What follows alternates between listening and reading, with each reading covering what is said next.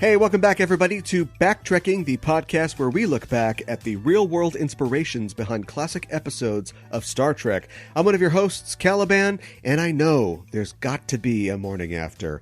And I'm joined on this episode by my co-host. I'm Gooey Fame, and I am now ready to give birth. We have returned to explore the inspirations behind your favorite episodes of Star Trek. And this episode is going to be a disaster. It's going to be a pair of disasters, I'm predicting right now, as we look at one of the most famous films of the disaster film craze of the 70s, and a Star Trek The Next Generation episode that is also a disaster. But it's a disaster, but it's also going to be an adventure. It's a disaster and an adventure, yes. What if the Enterprise D just flipped upside down? What would happen? Or what if all the gravity plates got screwed up and then everything just went upside down? Yeah, that's what we'd be doing. I don't know why they never do that. They have the set, it's like a free cheap episode, Yeah, like just flip them. Yeah, you just flip it. That's easy. There's just something about that technology which is just, how does it work? Shut up, we can't challenge this. You just can't do anything with the gravity. It's got to be the way it is.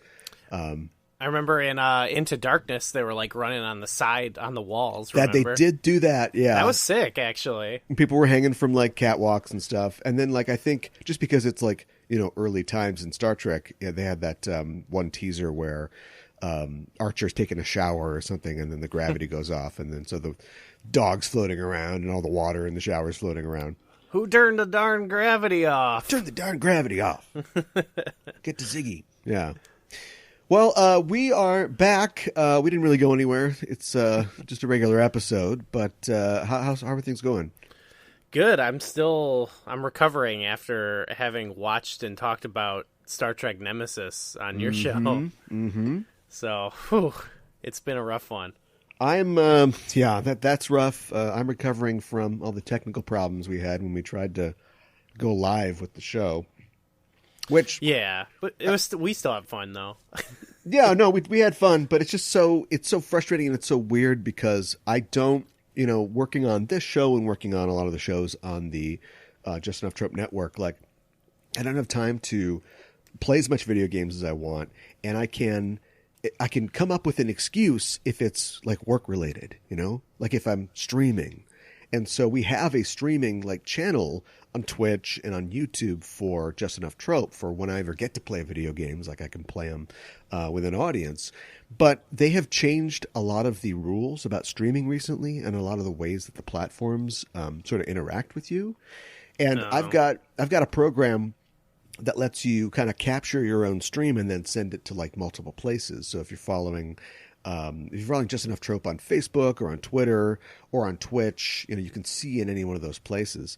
But YouTube has got all huffy and changed the way that they do their gaming streaming, and they've got a new initiative that requires you to reset everything. So one of the reasons that we were going live on YouTube is because that's the only thing I could get to work in time before we went live.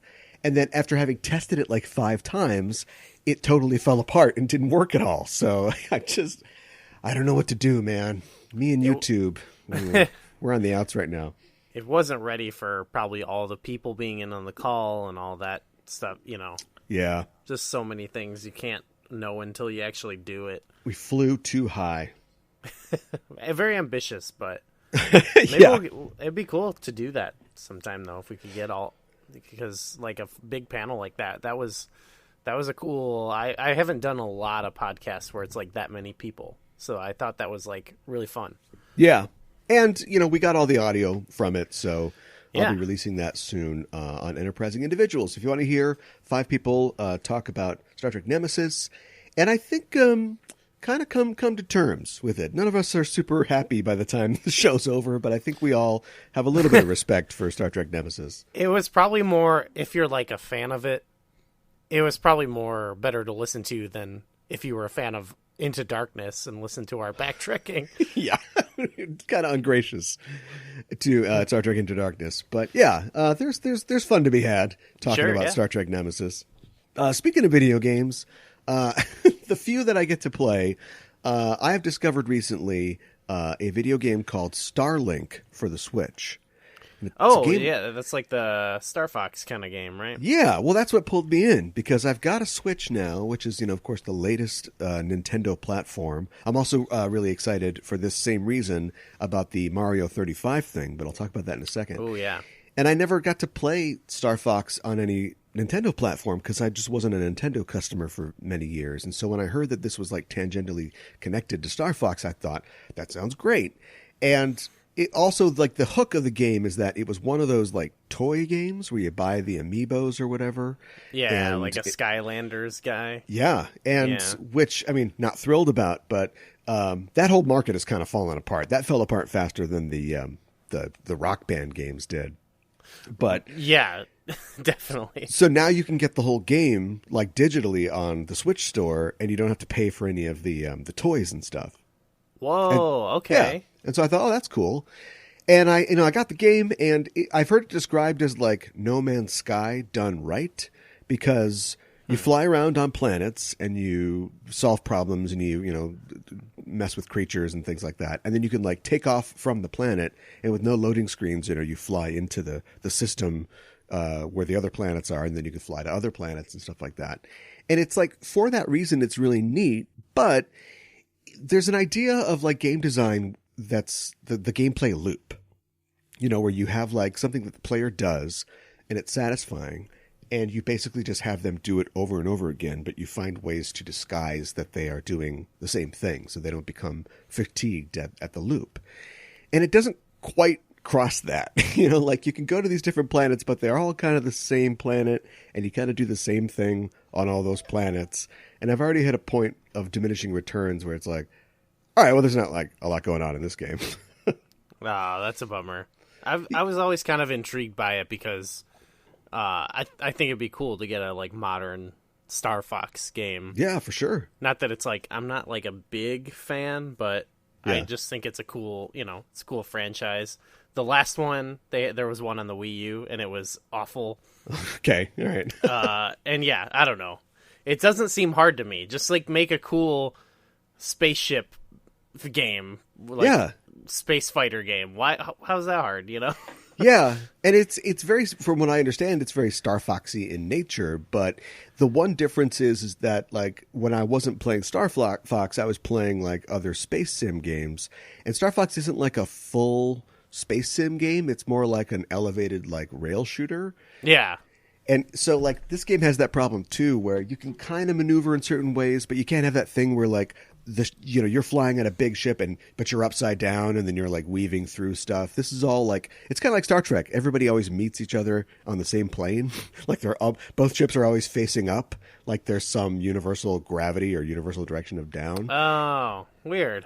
And so it's not a big deal in the game, but yeah, Star Fox isn't in it as much as I kind of hoped he would. It's not really about him, and so it's right. I don't know. It's okay, but like you, I am really wishing for a Star Fox 512, 128, whatever we're at in terms of the numbers there.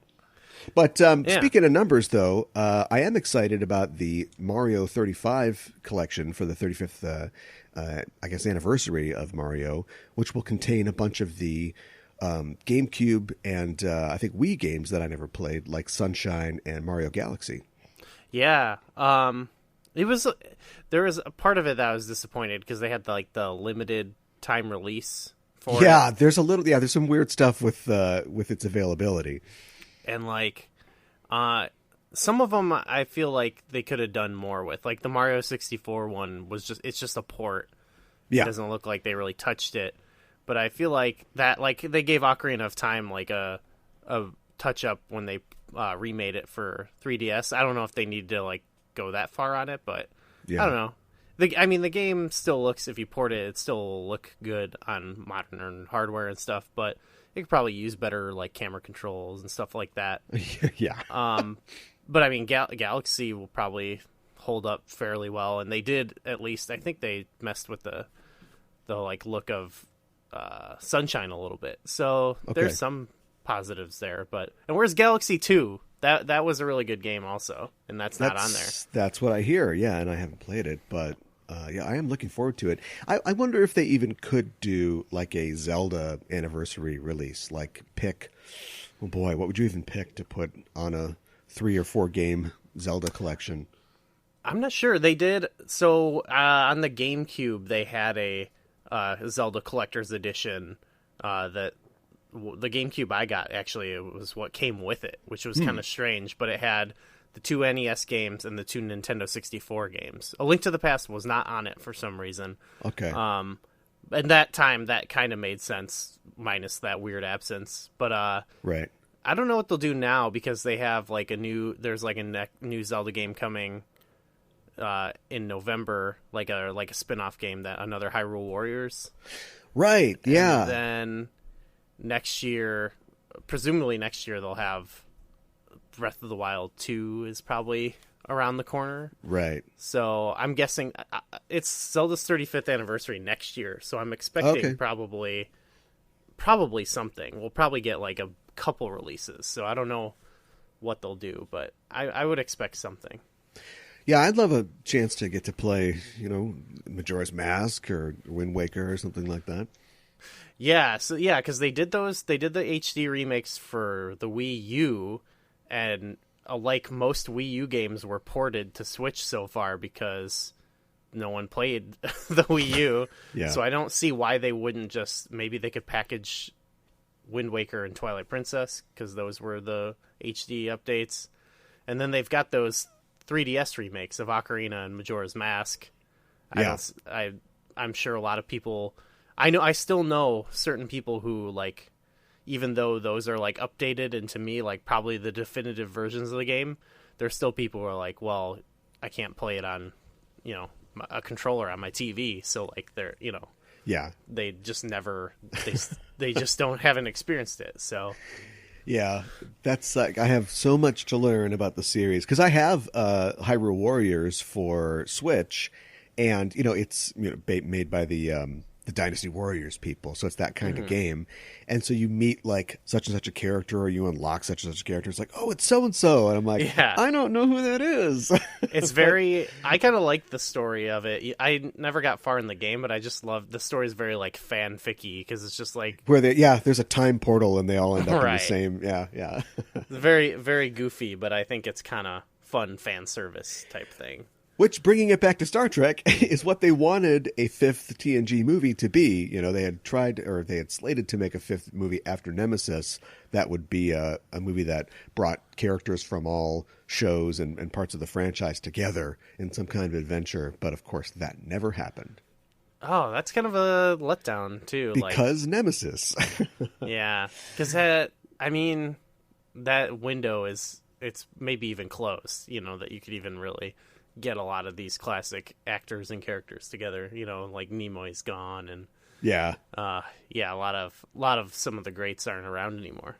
Well, we've got CBS All Access, who's hungry for content, and we've got deep fake technology. So never say never. I can see it happening. They're gonna do a Grand Moff Tarkin. Yeah, feature length Orville Redenbacher commercial. Yeah, we'll see.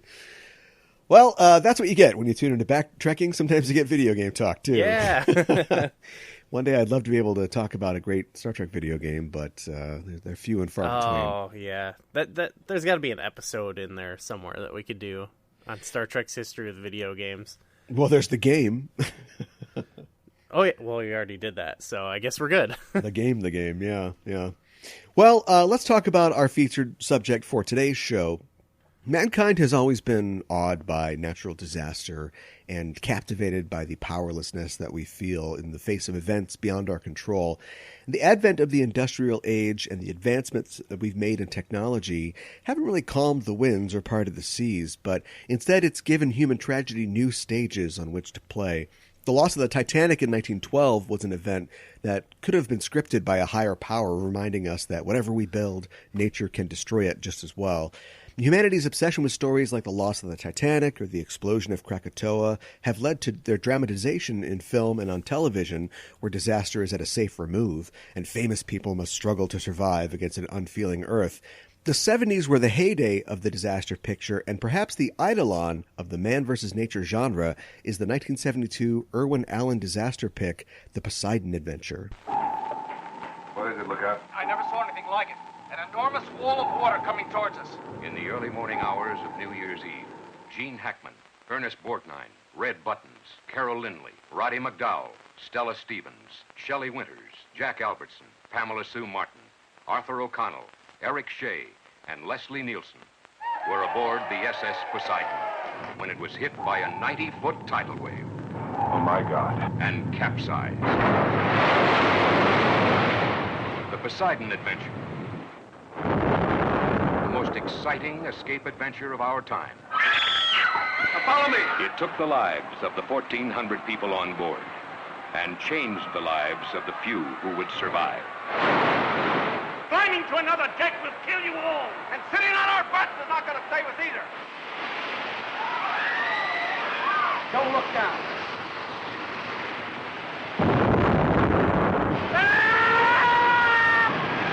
Now there's a chance for me to do something that I know how to do. Please, Mr. Scott, let me do. You're going the wrong way, damn it! Who do you think you are, God himself? That's the way out. The combined talents of 15 Academy Award winners bring you Irwin Allen's production of The Poseidon Adventure, a Ronald Neame film, coming from 20th Century Fox. Are you familiar with Irwin Allen as the master of disaster? No. What a sick name, though. Yeah, he is, he's got a funny story, or maybe a typical story. He was born in like the 19 teens and got into radio and then film producing at RKO, and then just went on to like create a ton of stuff and was a fairly successful guy, but always sort of a success that was never, like he was no Cecil B. DeMille, he was no Steven Spielberg. He was just a guy who kind of scraped things together and made stuff, and like Jules Verne type stuff.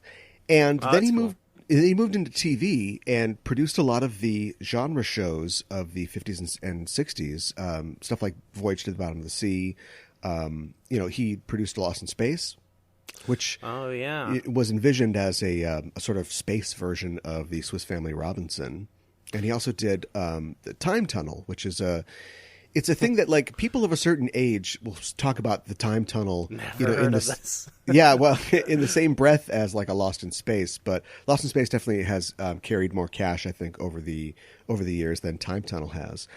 And it was at that point that he was like, I miss films, and he wanted to go back and make movies, and started to get into this this fad of the disaster pick that really started in the 70s with movies like Airport. Which, of course, was lampooned by Airplane later in the 70s. I actually don't know Airport. I know Airplane, but I've always known it's a parody of sorts. But I just don't know Airport. Anything about it. It's funny because it was the airport scenes were filmed in my hometown at the Minneapolis airport. Oh, nice. And it started like, it was like Burt Lancaster and Jacqueline Bisset and Dean Martin, like getting all these big stars of the time to just have these kind of small parts that are not very well developed necessarily. But he locked into that, Irwin, and produced The Poseidon Adventure and then The Towering Inferno after that, which are sort of like the big two films that he's really known for. When I hear about the genre, I've never really seen these kind of classic disaster movies. I'm more used to the modern, ones. But like whenever I've heard them mentioned, it's like funny. Like most of them sounds like his movies. So that's pretty cool. Yeah. Yeah. I mean, he's definitely the guy who people associate with these kind of films.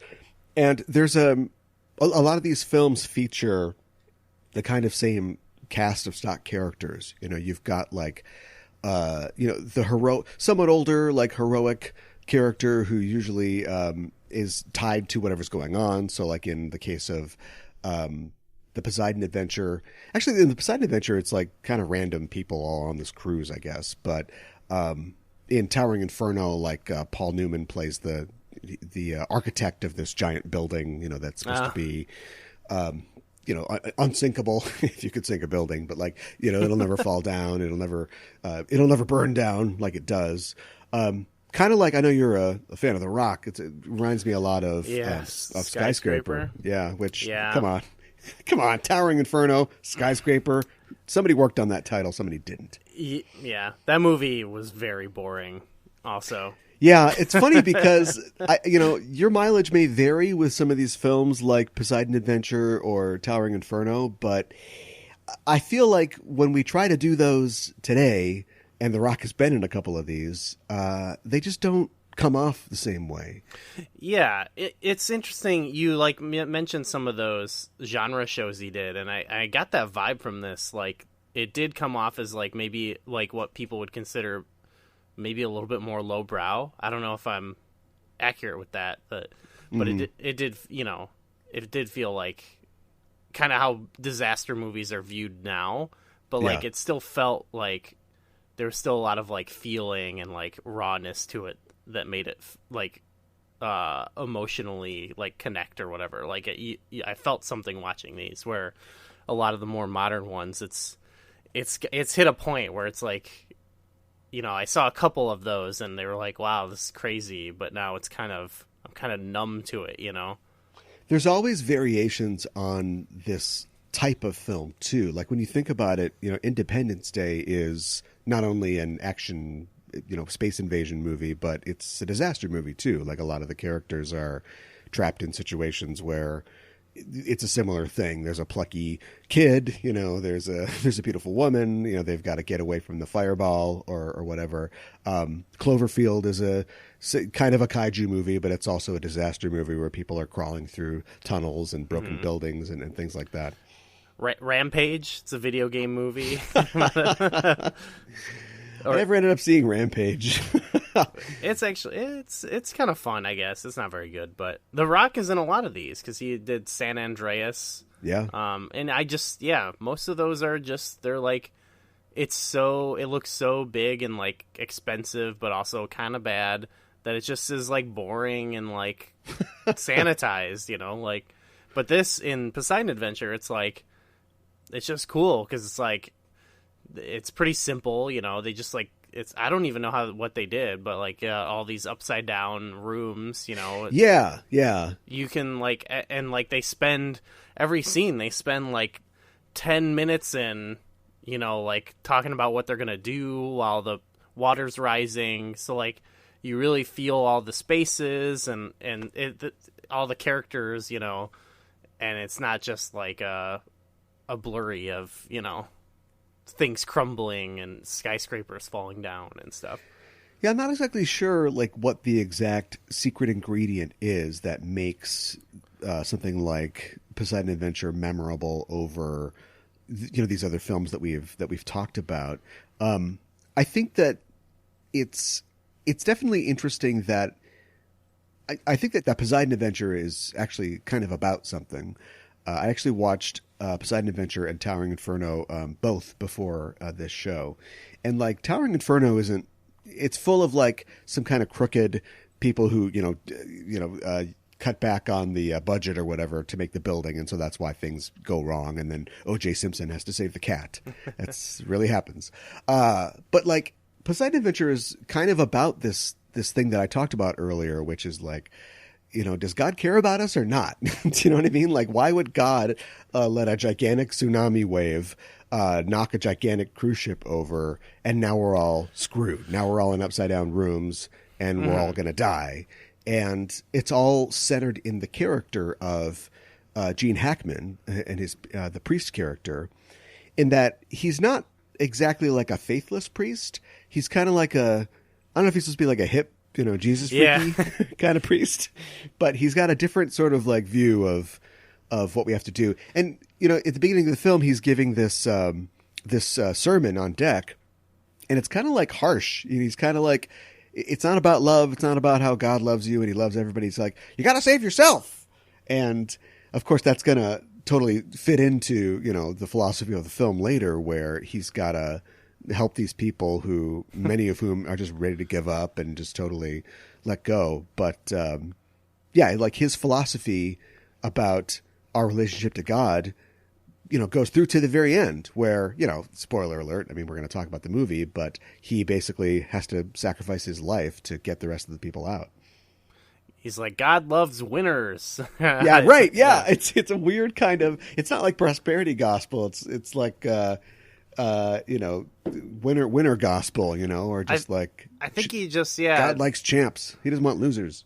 He's just like talking about like life is like, it's actually like a struggle, and he's just talking about trying to survive, as opposed to, I don't know, praying and hoping things get better. I don't know. They had the other priests there too that made like they kind of were like bouncing these ideas off each other. Yeah. He's like, yeah, the other priest is like, so you're going to yell at your congregation? That's how it works? Like, are you? I liked that they at least, like, they didn't present the other priest as, like, a dipshit, Like, right. Because I liked his point. And I think he made a great point, too. He's like, well, you only spoke for the strong, What about all the people who can't, all the people who can't climb up the Christmas tree, There's obviously the people who wouldn't, but there's probably people who couldn't, and yeah.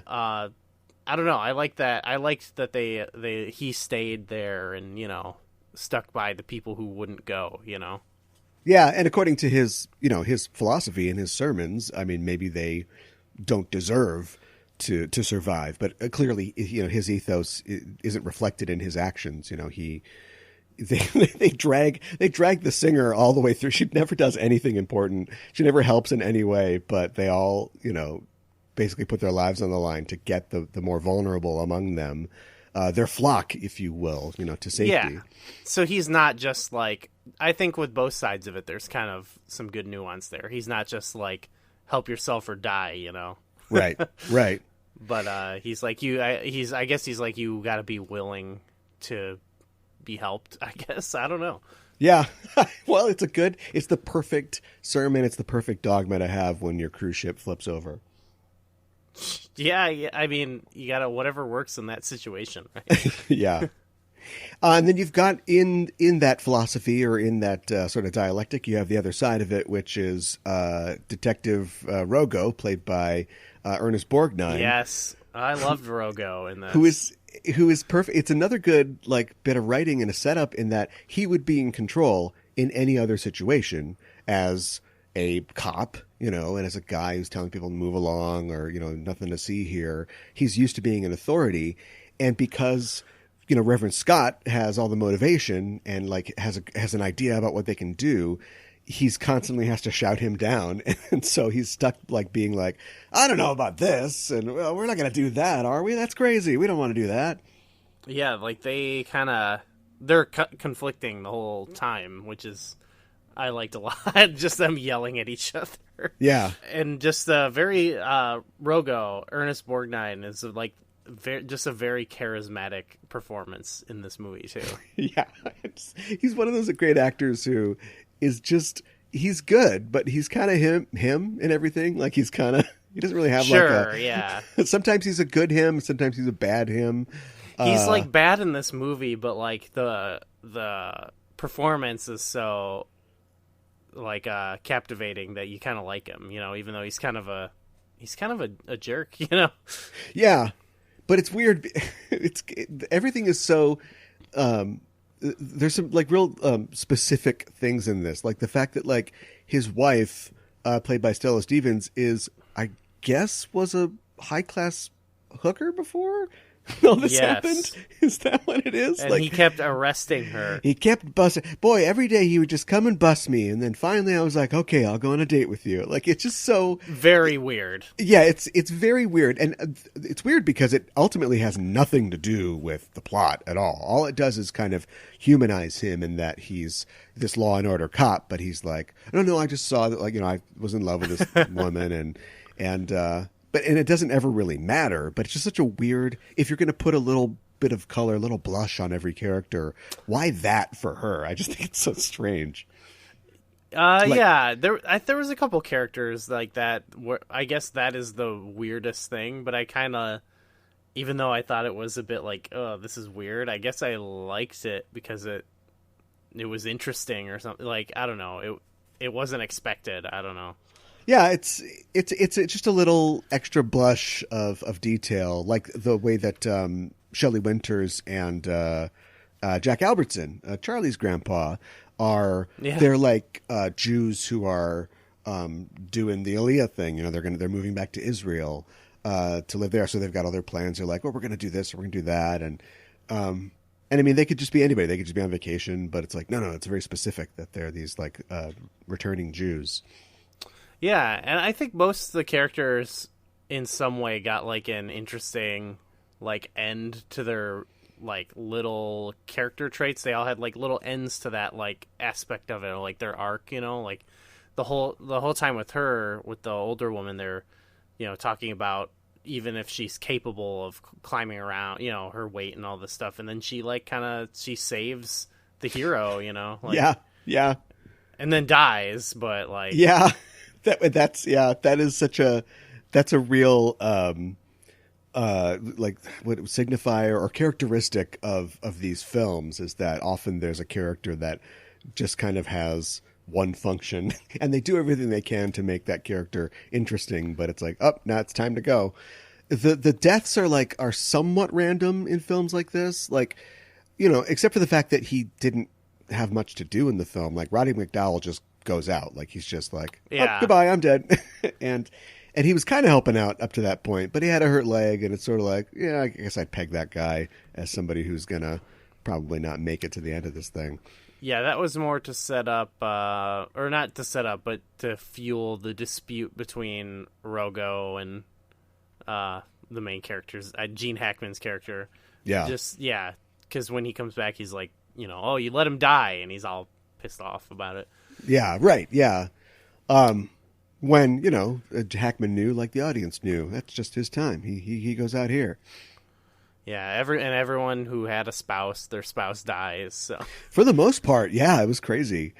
I thought it was funny that so we should keep a tally here because we've had a couple repeaters. Red Buttons is in this. Yeah, we of course saw before in They Shoot Horses, and Leslie Nielsen makes another appearance here. Yes. Still in serious mode. Last time we saw him was in Forbidden Planet. He's at this point, he's a big deal, right? Like, he's a big actor. He's still kind of doing soaps and stuff. The reason that he was in Airplane is that he was famous for being in this, and other disaster movies. Yeah. And so, but by that point, I think Police Squad had already been a thing. So people knew now that, oh no, he can be funny.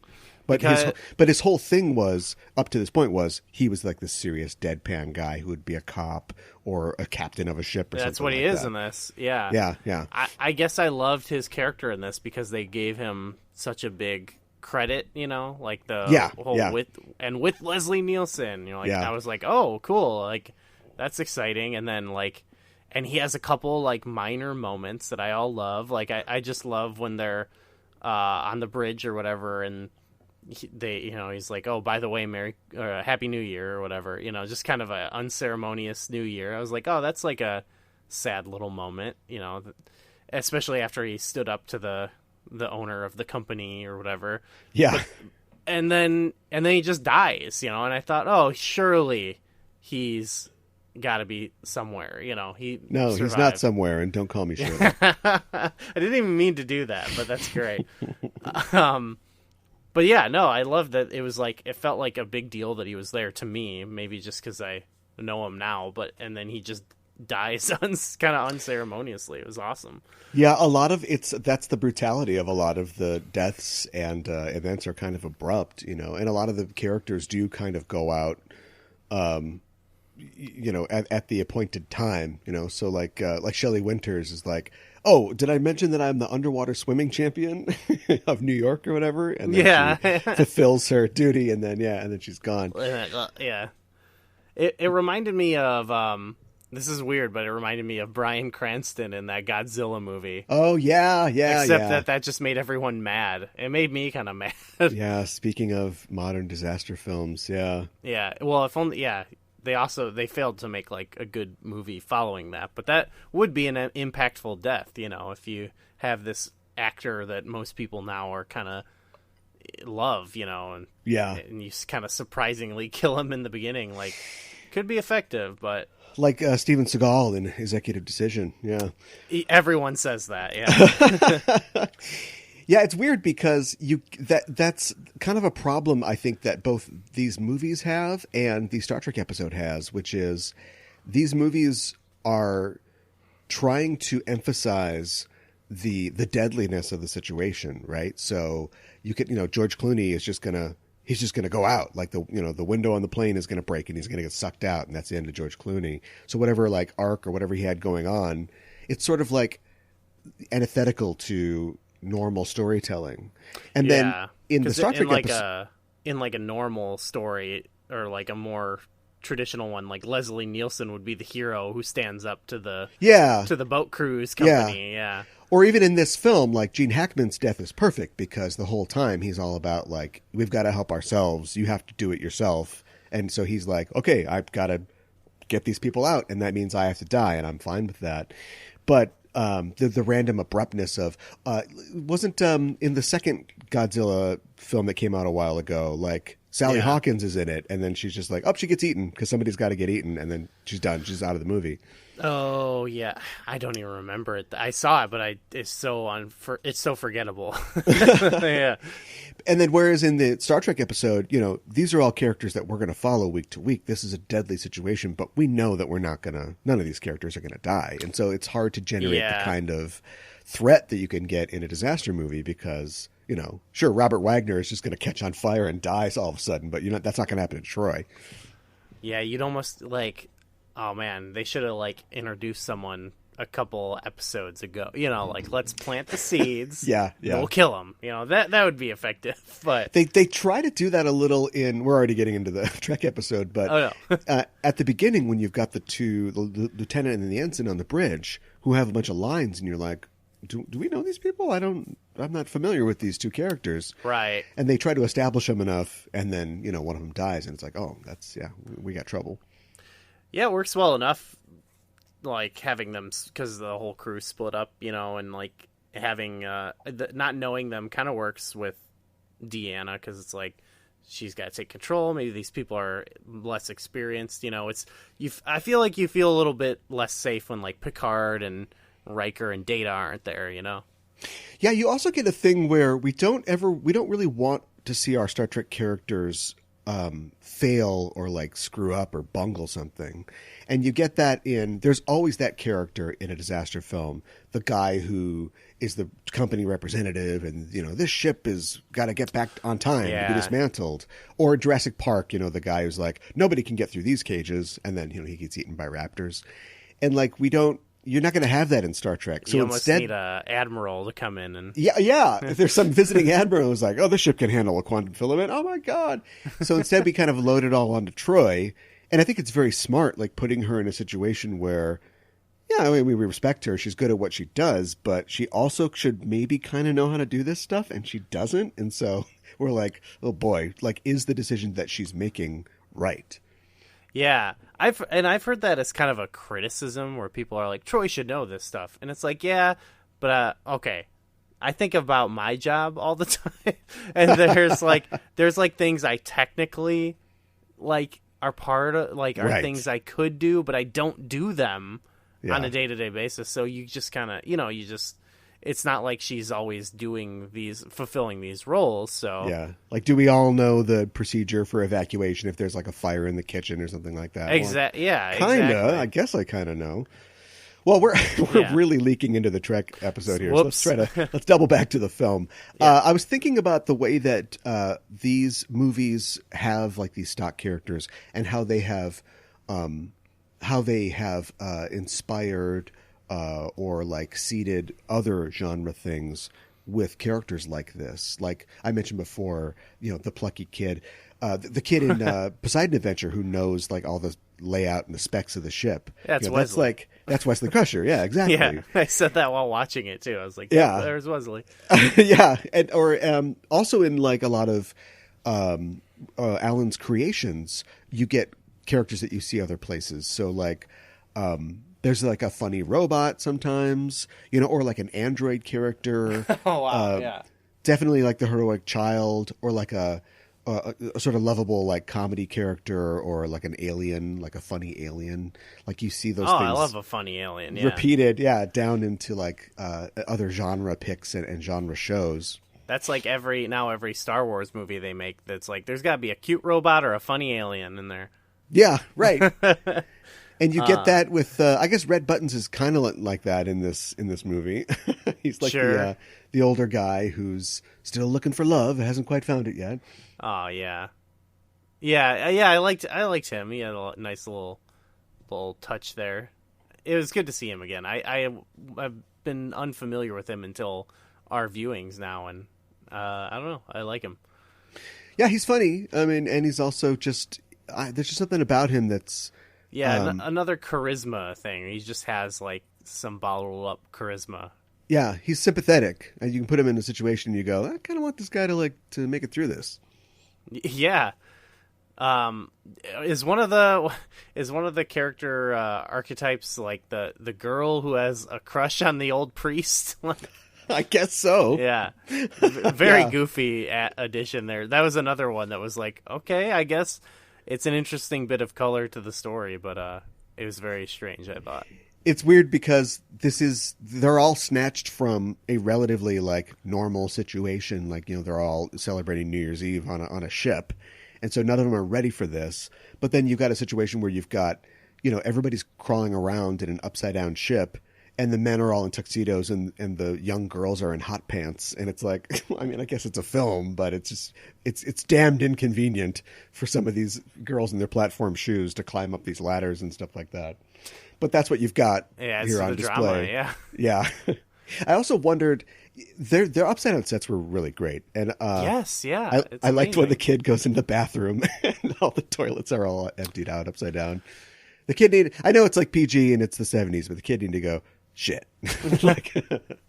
That is, I think you were talking about like what makes these hit a bit harder than current ones, and I think like that's the best example is like.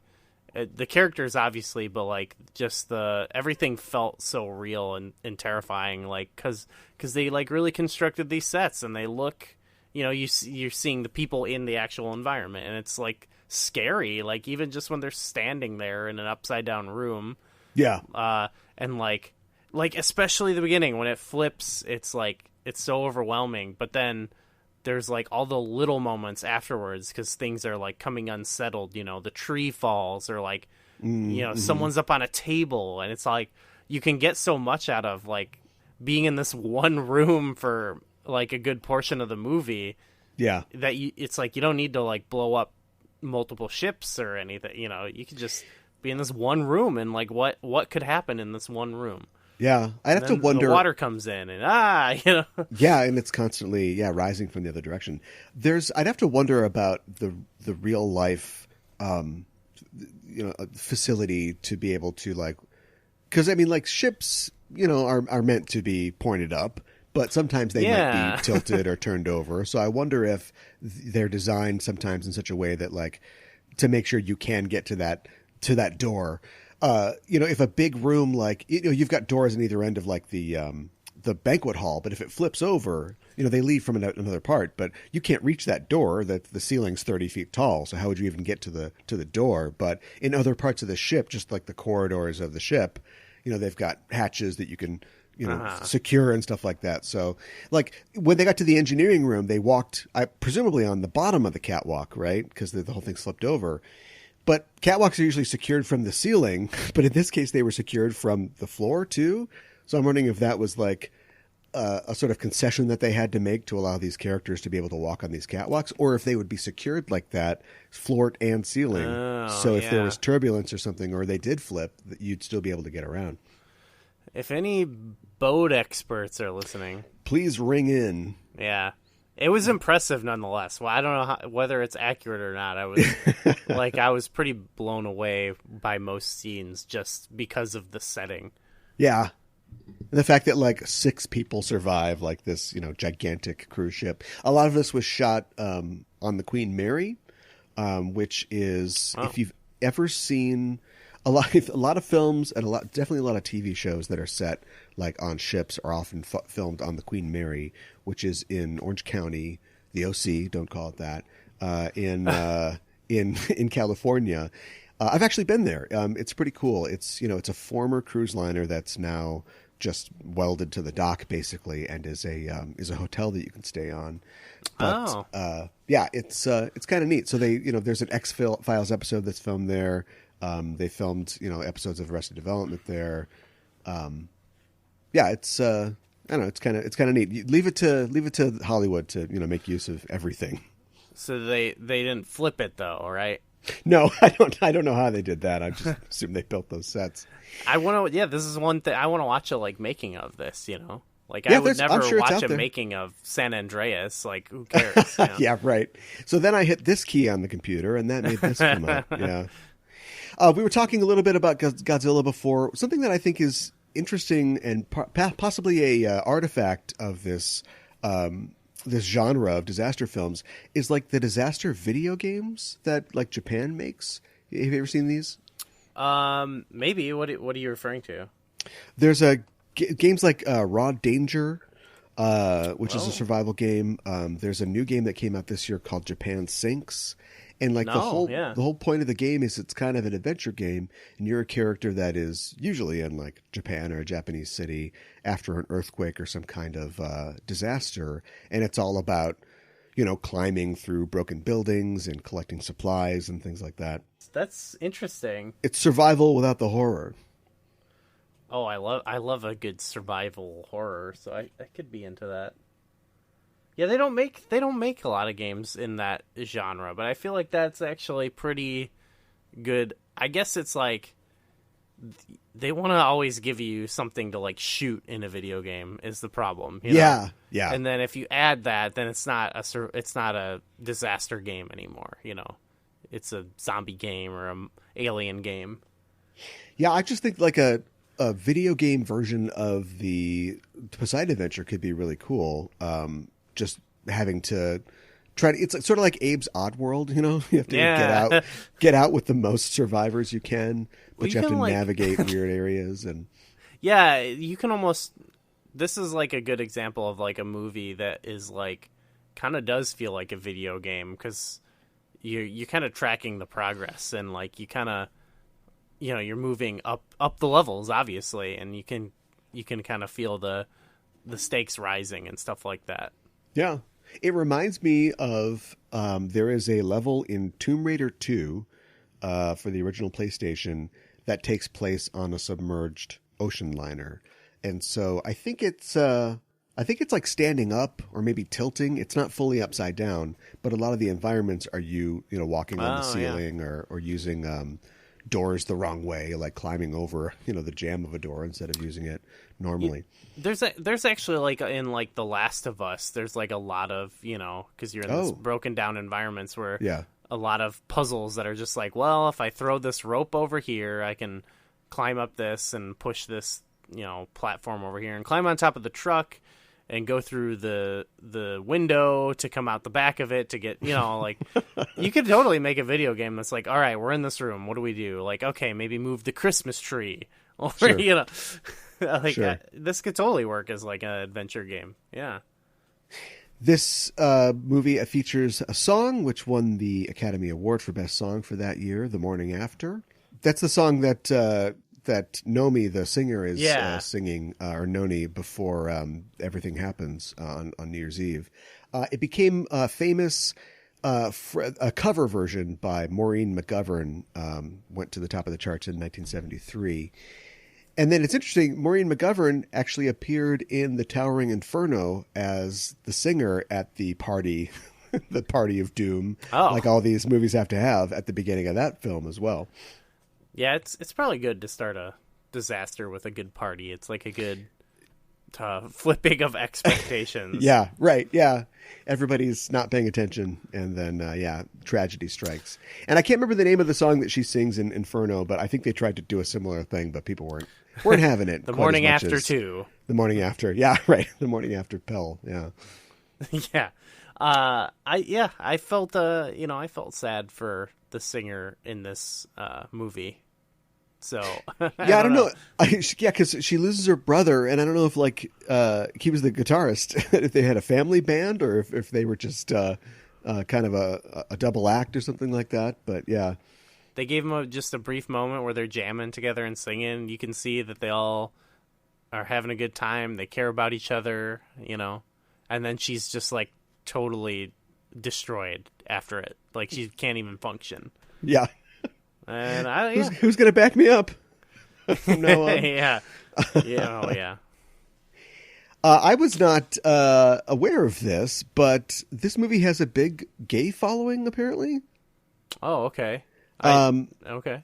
They do like because and this doesn't play as much as like Rocky Horror, but like there's a whole like Rocky Horror list of things that you do while you watch it and stuff like that. Oh, what's the appeal to this movie? You know, like what's being connected to? I guess I don't really know. I know that there is like a spoof stage musical called Poseidon, so that might have something to do with it. And I don't know. There's a New York Times article that I was looking at earlier that talks about it. This movie made a ton of money. It basically, nobody wanted to make this movie for him, and so he scraped $5 million together, which even in 1972, that's an amazingly small amount of money to make a movie like this on. And it made $125 million. Like everybody saw this film. So of course there was a sequel, and of course, what? The Michael Caine had to be involved, the king of shitty sequels. Michael Caine has been in so many good movies and so many bad movies, but Michael Caine... Is that what he's known for? Shitty sequels? Well, yeah, and also being in really good movies, but also some like real payday. Give me that check. I got to pay for my house type films. Sally Field was in it as well, and it is essentially a story of some like scavengers basically who decide that they want to claim salvage on the Poseidon, and so they go down to get in there, and then you find out like, oh, they were storing, terrorists are trying to get their hands on some plutonium that was being shipped my God. on the ship, and yeah, it really goes off the rails. I was expecting like, I kind of like this better because I was expecting like we flipped another boat over. You know, oh no, another boat flipped. I was expecting like a Speed 2 situation where it's like, oh, it's just the same movie, different setting, you know? Right? Yeah. And then we get Ernest Borgnine. God damn it! I got to go back to that ship. It should be, he should have been the star, but he's just unfortunately on another giant vehicle that flips. Yeah. Right. Like maybe he's on a blimp or something. We're taking a helicopter out there. Oh my God, the helicopter's upside down. They flip the helicopter and they're stuck on a mountain upside down.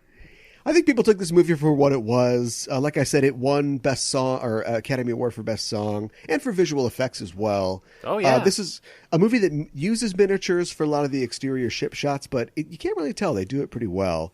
And Gene Hackman won Best Actor. He won a BAFTA for Best Actor, and Shelley Winters won a Golden Globe for Best Supporting Actress. So, and they both did pretty good work in this. Deserved, I think. Yeah. Although Hackman definitely gets to do his thing where it's like, I'm more comfortable when I'm yelling. So like a lot of his lines are just him screaming at people. If someone had told me the scenes between him and Ernest Borgnine were like grating on them, I guess I could see that. Like, because there's a lot of times where it's like they're just screaming, you know. Two classic shouty actors, yeah, for sure. I loved it though. I was totally feeling it. Well, I would definitely recommend this film. I mean, a lot of people have definitely seen this film, but I think that it has definitely fallen off as the years have gone on. People don't maybe talk people about this as much. have seen the horrible Poseidon remake from the mid-aughts. Yeah, I kept bringing this movie up to some friends, and that kept getting brought up, and I've never even heard of that. But like Kurt Russell's in this movie. Yes, Kurt Russell. Yeah, I guess I gotta watch this. It's sort of a collection of the kind of not necessarily A-tier actors of the 90s and aughts. Okay, well, that's fitting, I guess. Not quite the same effect as pulling in a Gene Hackman or what have you. No, yeah, definitely.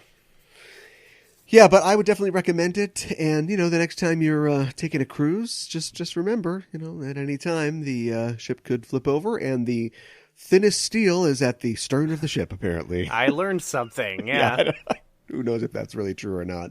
Make sure, when you get in a disaster, grab the smartest kid you can find and stick with him. Yeah, if you know any Wesley Crushers, bring them along. No charge. Well, let's take a break for a word from our sponsors, and we'll be back with more backtrekking.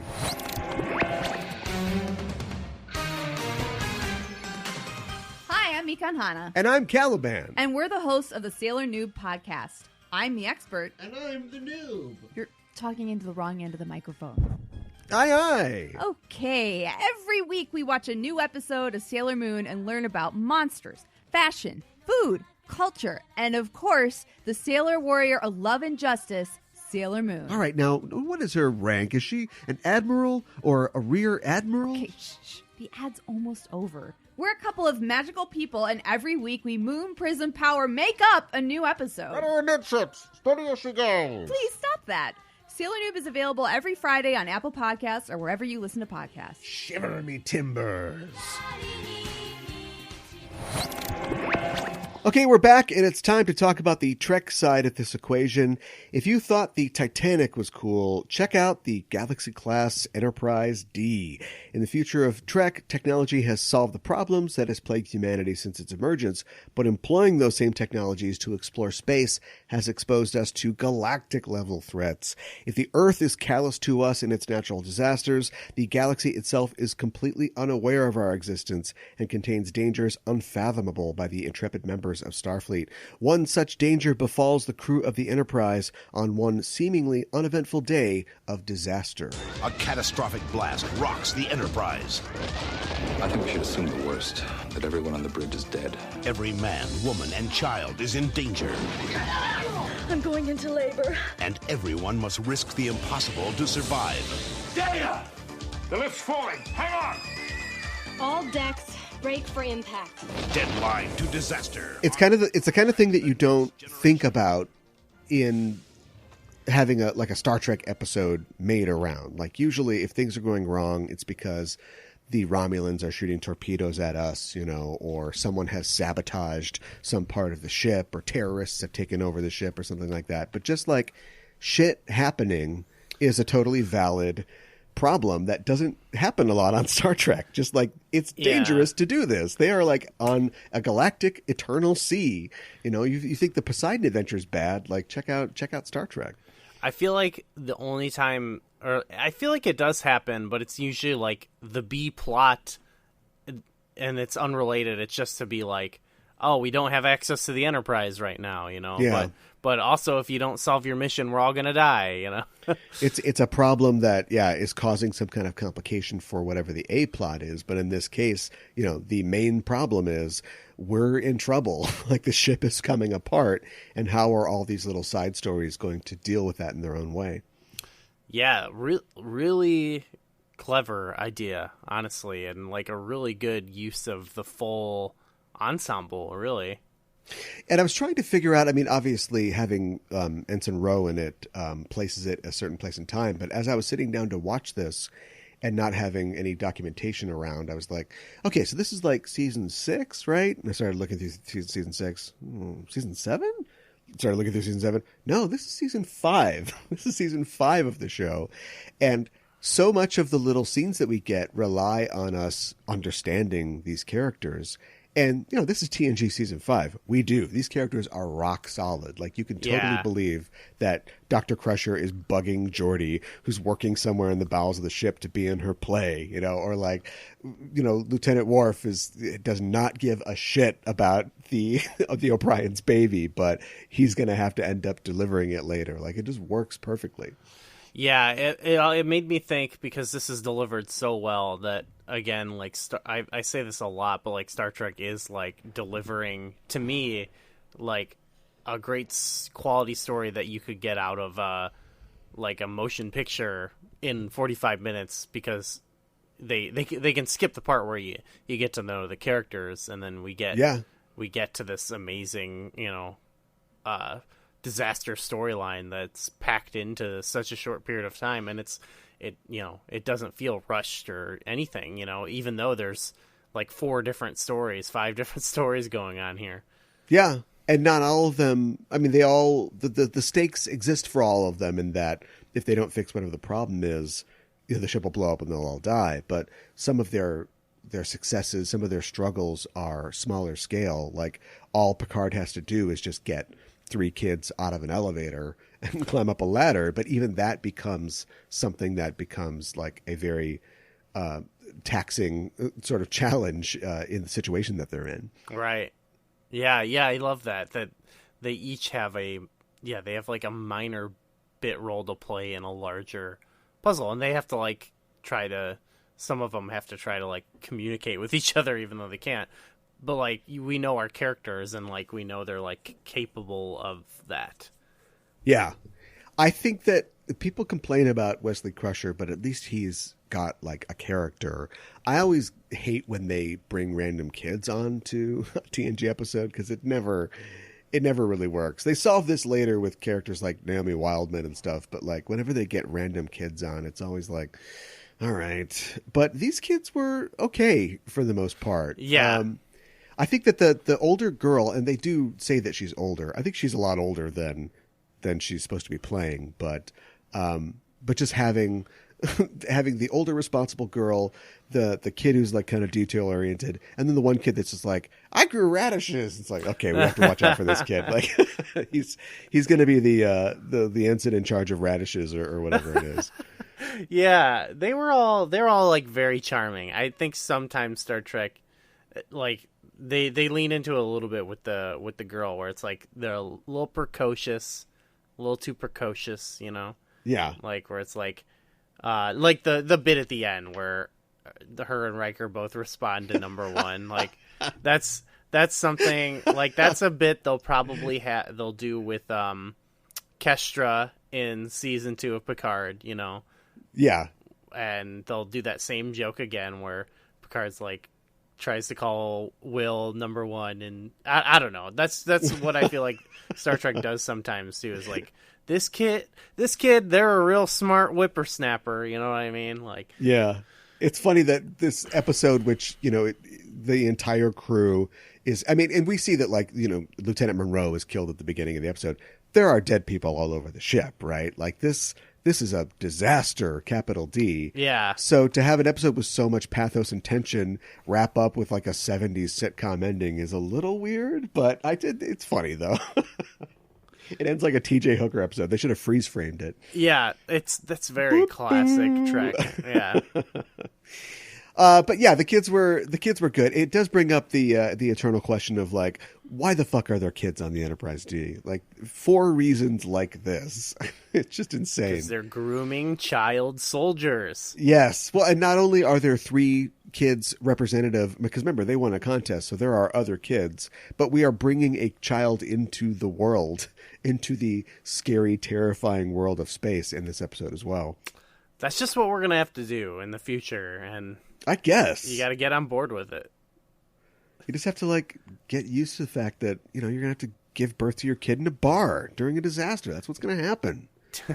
To a grumpy man. And there's a grumpy alien who does not want to be delivering the baby. I've never noticed Worf's hands and arms before, but like I saw his hands when he was like, doing something, and he's got some hairy arms.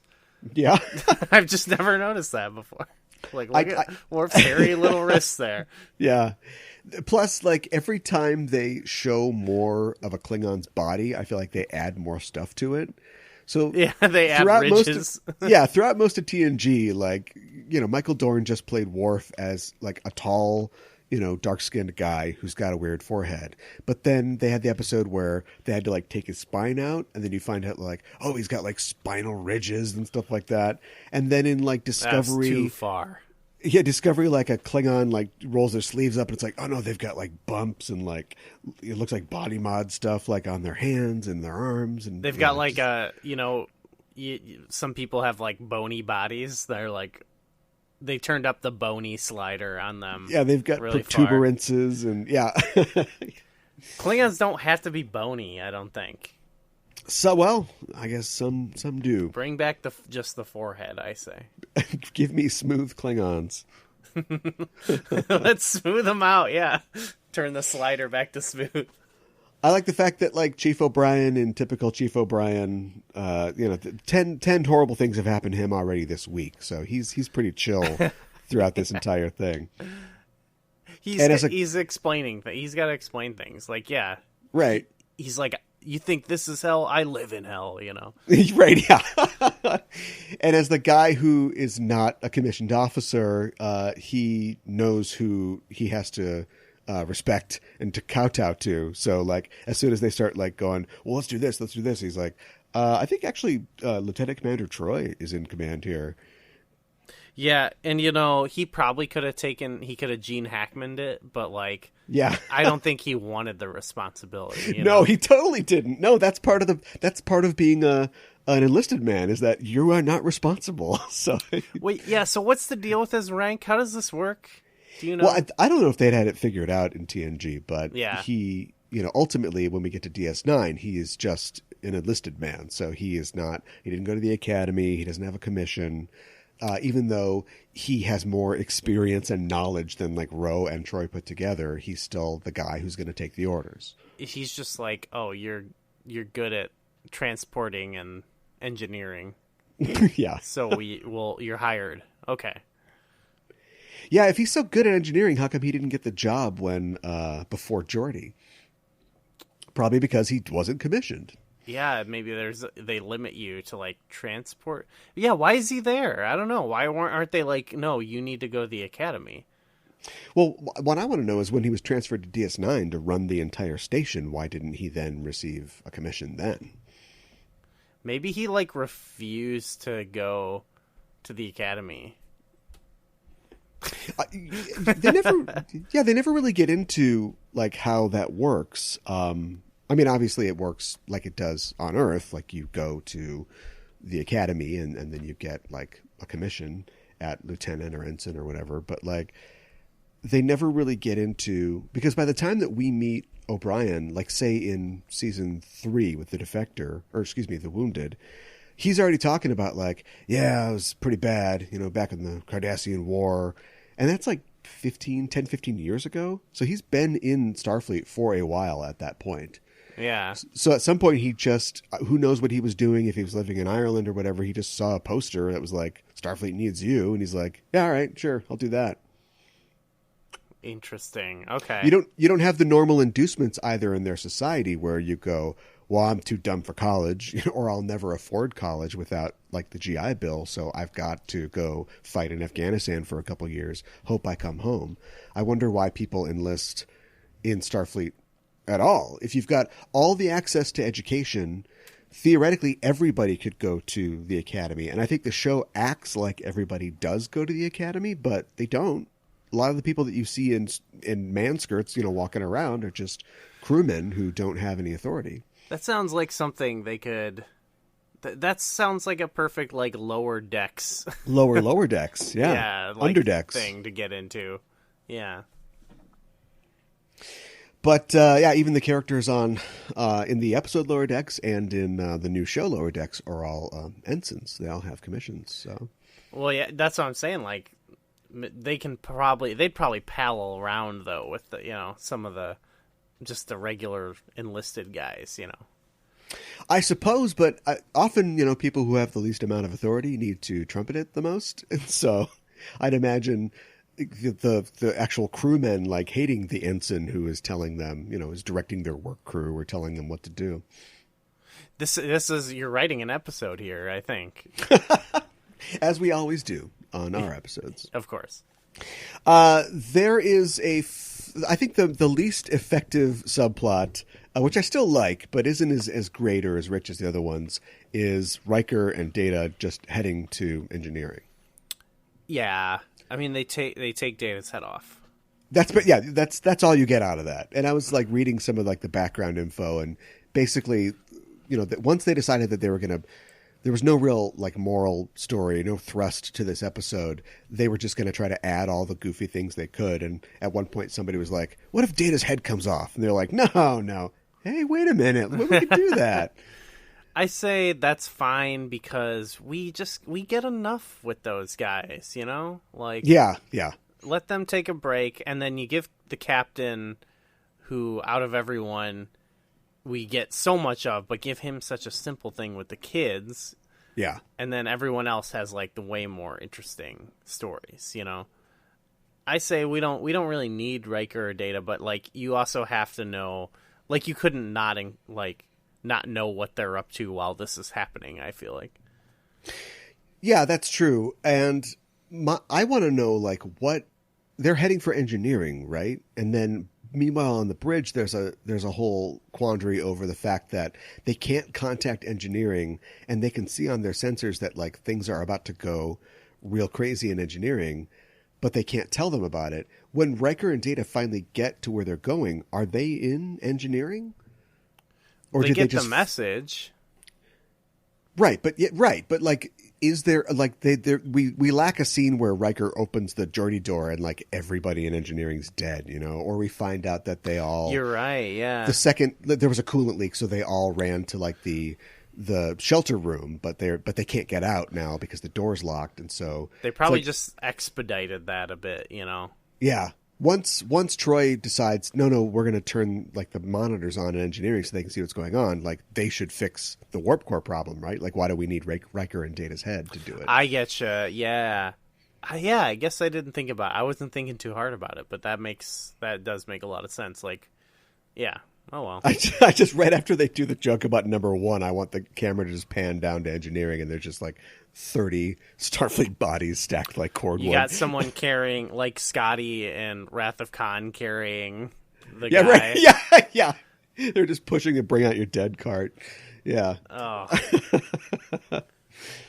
I know that you're a Worf stan. This is a pretty good Worf episode for the most part, because he gets his little arc with him trying to deliver the baby. It's not my favorite kind of Worf arc, like where they make him the butt of a joke a little bit. Yeah, like we were talking about with Nemesis, but he does do something impressive, and it's still funny. Like Worf being the butt of the joke is funny. And for a Klingon, like you'd think that he would want to be part of the action. He'd be a little chagrined that he didn't get chosen for the extremely dangerous, duty of going down to engineering. Instead, he has to basically maintain the triage hospital that they've got going on in 10 Forward. But yet, he does it because it's his duty. And we get a little look into like Klingon medicine where the guy with the broken leg, he's like, I have to set the bone. You'll feel some pain. And the guy's like, very good. You bore that well. Yeah. Dr. Worf. That's good. Yeah. I would love to see that. Like, I wish there was like a Klingon birth ritual that we could have seen, Yeah. He's trying to bring that into. It's where you open the baby's eyes and you scream at them. Right. Yes. Make the baby scream. But instead he's just like, I will now spank the baby.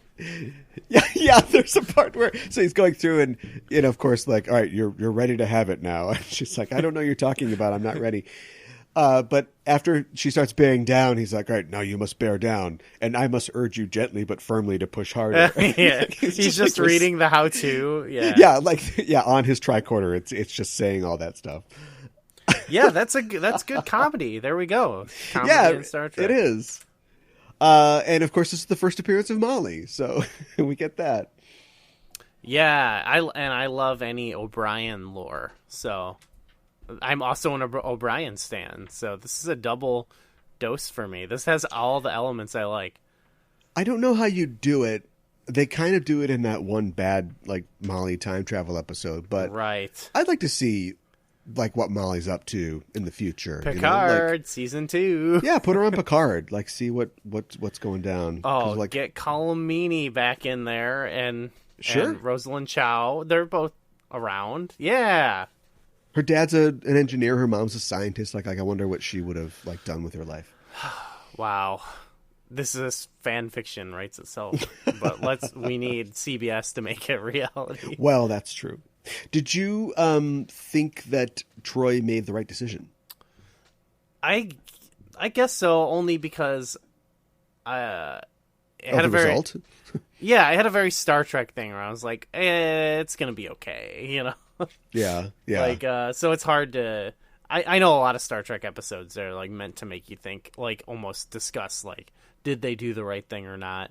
Yeah. But like in this, it was less of that because I felt more like I liked that as like a wedge between the characters, but it mostly felt like, just that was it, and it was Well, that like had to be the conflict for their scene. Yeah. Yeah, it gave them conflict. I like Ro, and I know that can be kind of matter of fact, but like they really turn up her like, screw those guys. I mean, they're dead, right? So we have to do this. Mm-hmm. I thought it was a little out of character for her. Although she's right. Like, this is literally what the separation sequence is for. Like, this is why the ship has this, to take all the little children who are in danger and get them far away from the giant bomb that runs the ship. So, I mean, they could have like separated and then like, maybe instead of like leaving the area, like Troy's like, no, let's continue to use our sensors to like find the people that are still alive in the engineering section. But like you have a ship that separates. This is why it separates. They probably should have separated. Yeah, I liked that she at least. I guess it doesn't make it better, but when she's like, you very well could have been right. At least I like that there's some like acknowledgement of that. Yeah. Even though it's going to be fine, or you knew it was going to be fine. I don't know what the procedure is, but I know that we should do this, and so maybe it helps that she's not stuck to procedure. I guess they could have added to the drama if like maybe this department imploded and like some people died, and now like she has that on her. I don't know, but then it's like the submarine scene where in every submarine movie they got the scene where we have to close the hatch or the whole ship will flood, and then you end up like trapping 3 crew members on the other side, and one of them, is played by Ricky Schroeder or something like that. There's always that scene in those movies, the burdens of command. Mm-hmm. But then it's then we're just gonna have Troy. She's an empath. Her mom is wild. She likes chocolate, and she like killed like a dozen people. And she killed a dozen people and felt them die as they did as well. That's not what Star Trek's going to be about. No, it's a little rough for Star Trek, yeah. A nice little side story is the story with Geordi and Dr. Crusher. And I feel like we've seen more than once Geordi in a situation like this where he's trapped in something and he's got to get out. But they were the 2 perfect characters to be in that situation, because you've got Geordi who knows like what all the chemicals do and what they react to. You've got Crusher who's able to scan them and be like, we're getting radiation, like we have to get out of here. But also like have the equipment to scan the things and say, okay, so there's this much radiation here. Let's push all the barrels over here. And then there's the scene right before they open the door to put the fire out, and she goes through she knows all the symptoms of decompression. She's like, this is what's going to happen to you. Your capillaries are going to burst. You're going to be disoriented. It's like, I mean, it's a great scene, but if any 2 other crew members had been in that situation, I don't know if they would have gotten out of it. It's great, and I feel like they're the 2 most underutilized characters in the show. Yeah. And so to give them like a very specific thing, it's not big on like character, it's more like about their skills, but I mean, there are character moments in there, but still it was very cool to like see them solving problems together, and because you don't really see that combination really together. Yeah, there aren't a lot of Geordi Crusher stories. Yeah, no, so that was cool. Why is there gravity in the turbolift tube? If every deck of the ship has gravity plating that gives it localized gravity, and then the turbolift presumably moves through, magnetic levitation or whatever it is to get you from place to place, why, when the brakes fail, does the elevator go straight down? That seems like a bad design. It would just shoot out the bottom of the ship if it got there.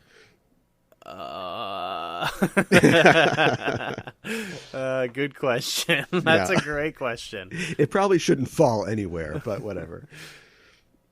The drama. We need the drama. It should have fallen up. Yeah, there you go. Oh my God, it's coming after us. We have to get this door open.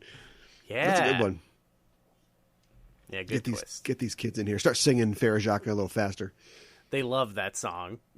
Oh yeah, Yeah.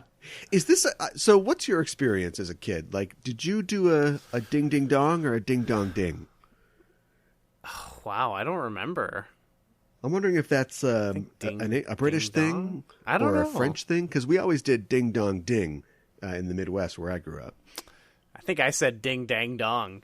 Ding dang dong. Oh, that's a new one. Okay. I think I just said that because I didn't know what was being said. That's your little flourish on it. Okay. Maybe I was interpreting ding ding dong. Oh no! I like ding dang dong.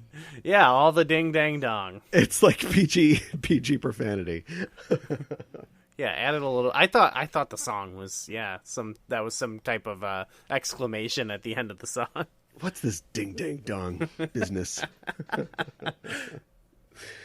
Do we want to talk about the technology in this episode? You know, we love our technology, yes, folks. I sounded like Donald Trump there for a second. We love it, don't we? We love it, folks. With the phasers and the tricorders. It allows us to control the world, to protect ourselves from the elements, but sometimes the elements overpower us. And so we look at technology of the Trek future on this show, and we randomly pick every week from a list of Star Trek technologies. We add what we get to the non-Trek media and subtract it from the Trek episode and see how each is different. We call it our technological exchange. And here's our list of technologies. It is phasers, holodecks, tricorders, transporters, warp drive, replicators, communicators, shields, advanced medical technology, and androids. And with my randomly selecting number device, I got a 4 transporters. If they had transporters in the Poseidon Adventure, how would that change things? Yeah. I think the movie would be over. I think you just beam the survivors out of the wreck and we're done. Yeah, because, obviously the transporters don't go down. Here's the thing. You got to be on the transporter pad to be transported. Sure. Or no, I guess you don't. It depends on the era of Trek, I guess. But we could say in this case, since it's the 70s, that, you have to get to a transporter pad. But then here's the problem. Pads on the ceiling. Okay. All right. Sure. I don't know. I guess. So could you hang from the pad, be transported, then fall on your head when you get to the rescue craft that has come to you? Or would you have to... You get transported right side up. Yeah. Would you have to, so you don't come out inside out at the other end, would you have to stand on your hands with your feet on the pad somehow, hands on a table that's braced on the ceiling? Yeah. Would that be a whole Lionel Richie situation? They transport you with the table. Yeah, so you're just holding a table that lands on your head. Yeah, this got me thinking deeply about the transporter pad. Because presumably, even if the Poseidon's transporters have gone down because their boiler blew up or something. Yeah, their boiler-powered transporter. The helicopter or the rescue ship that arrives on the scene would have a transporter that could presumably rescue you. Scan for... And didn't, scan for sideburns. Lock onto the sideburns. The Star Trek transporters have ridiculous range, That's true. You can beam across the planet. So, I'm guessing, probably in the future in Starfleet, in their cruise ships, if that ever happened, they'd just be like, all right, well, just transport everyone off, So if there's a worldwide transporter network... that's cool. The evil company that wants to rush this voyage so they can dismantle the Poseidon. They do have presumably a transporter network as a service for their for the premium customers. The ones that aren't in steerage. So all the rich people are immediately beamed off the ship once the disaster starts, and we're left with all the poor people and the people in steerage. Oh, that's a good sci-fi story right there too. It's like the haves and the have-nots kind of sci-fi story, yeah. But maybe some of the rich people, in tuxedos couldn't get to their pads in time, and so now they're stuck with the quote-unquote lower-class people. Oh, and they got to fight for the pads. Yeah, there you go. It's a fight it's a struggle for the pads. Yeah, that's cool. All All right, I think we spiced that one up a little bit. Yeah. What about disaster? Now we're in a situation where many technologies aren't working. In this case, so they don't really use the transporters. I think the transporters aren't working, right? Yeah, I don't think that they ever really do. We never get androids when it's good, you know? Yeah, I think they'd just be screwed if there was no androids. Yeah, you need Data's head, but yeah, I guess they didn't have transporters and they got through, so they'd be fine. I would think that if you have a situation, because in the episode, O'Brien describes, and I don't know if this is ever referred to again, but he describes a system like what you would have in a modern ship, where there is a hull breach or there is water coming in, and so doors automatically close. It's like in a building, if a fire alarm goes off in one section, then the doors will automatically close to trap the fire. And so if you had a situation like that, even if you restore main power to a damaged Enterprise, you would have people who would possibly be trapped in certain compartments. And so in the normal case of having all their technology, you could then maybe employ the transporters, if they're not damaged, to get people out of certain areas. But without the existence of transporters, you would have to then go on a Poseidon adventure where you're climbing through damaged Jeffries tubes, or broken parts of the ship to get to where those people are and to rescue them. That would actually be a good Star Trek episode. I don't think they've ever done anything totally like that. I guess you had like the Die Hard one with Picard, he is kind of climbing through the ship. Yep. So I guess that suits the taste. There's a situation like that in Star Trek Beyond when Scotty and Kirk have to go back to the crashed Enterprise and get whatever the MacGuffin is, and so they are like moving through decks that are torn away, and they're kind of climbing in between decks because of the damage in the crashed ship. That's pretty cool. I don't remember that part actually, but I can't remember what they're after. There's some doohickey that ends up, in the head of there's an alien species that can hold something in their head. I wonder where they hid the thing that they're trying to hide. It's in that alien's head. You have to play the Beastie Boys to activate it. Yeah, right. Oh, what a weird, strange era that was for Trek, huh? Yeah. Which may or may not be over. We don't know. Fingers crossed. They should call it the Beasties verse, yeah. Yeah, but way better than the Kelvin. What does that even mean? Yeah, I don't know. I'm pretending to not know. I guess I don't know. It's the ship that Thor is in charge of. No, lame. He died. He doesn't get a universe. Yeah, why is it his universe? Yeah, it should be the Red Matter universe or Spock's universe. Oh, yeah. Spock's world. Spock's world. Hashtag Spock's world. Spock world. I love it. All right, well, I think we did it. We made a silk purse out of a sow's ear there, yeah. But we put that one to bed with not too many lives lost. Should we tell people what's coming up on the next episode of Backtracking? Yes. So, okay, this is our first time doing a short trek, so that'll be fun. We're talking about the short trek Calypso, which I think is probably one of the most notable ones for a lot of people. Sure. And in it there's a little movie that they watch called Funny Face. So we're going to be watching that movie. Yes. I think that's, a short trek that's 10, 12 minutes long or whatever it is it's hard to find the inspirations behind it. And there's a clear inspiration, I think, in the Odyssey. I think the Odyssey is sort of referenced in that Odysseus is, sort of distracted by Circe on his journey back home. But the thing about the Odyssey is they make a lot of movies about Troy and about the Iliad, but not a lot of movies about the Odyssey. So instead... I'm not about to read that. Yeah, I don't want to just hunker down and read the Odyssey for this. But but I think that there are also connections in the film Funny Face. And so, or Funny Face, right? Yeah, Funny Face. Yes. Funny Girl is the Streisand film. And so we'll be looking at that movie for next time. I've never seen Funny Face. Yeah, me either. So, all right, we're going into the undiscovered country. The undiscovered country, Audrey Hepburn movies. So we'll be doing that for next time, but that's it for this week. Thanks for listening, listeners, and if you like the show, tell a friend about it, and you can follow us at Backtrekking on Twitter, and let us know if you've got any great ideas for Star Trek episodes or films that were inspired by previous media. Can we tell the people where they can find you online? Yeah, you can find me on Twitter at GUIFame, and I post about all my shows and stuff there, so go check it out.